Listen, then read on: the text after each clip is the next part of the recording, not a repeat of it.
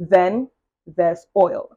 Venezuela holds about 17% of the world's proven crude reserves, which is the largest on earth, even if sanctions limit current output to about 1%. Now, markets reacted instantly.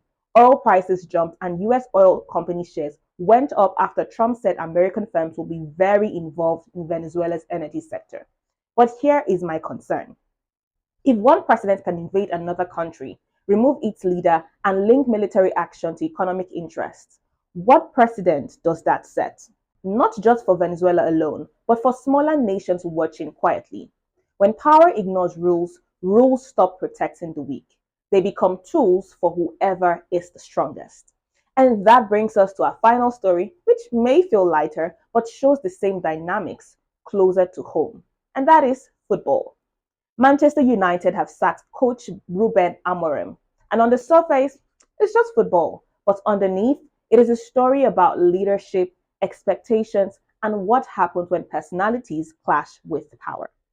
Amorim arrived at Old Trafford with a plan, a modern attacking football, a 3-4-3 formation, and a promise to stick to it no matter what.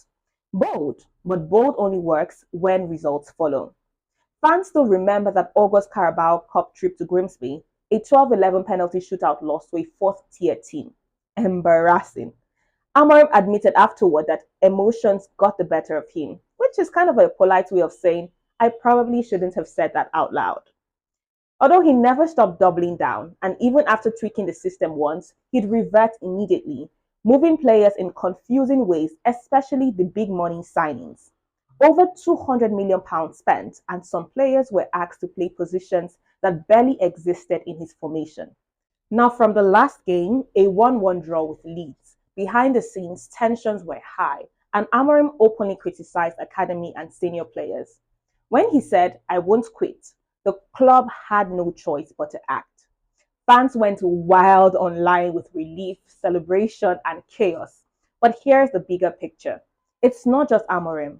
United still has deeper problems like recruitment, squad balance, and clarity on the club's identity. Changing the coach feels decisive, but it doesn't fix the system. Whether it's tax reform in Nigeria, military power on the global stage, or decisions at Old Trafford, choices made at the top always land somewhere, and it's usually on people who didn't make them. And that's what 5 minutes around the world is about. Not just what happened, but who it affects, why it matters, and the questions that we shouldn't stop asking. So if you want news that feels clear, human, and honest, this is your space. I am Judith Trust, and I'll be taking you around the world in just 5 minutes.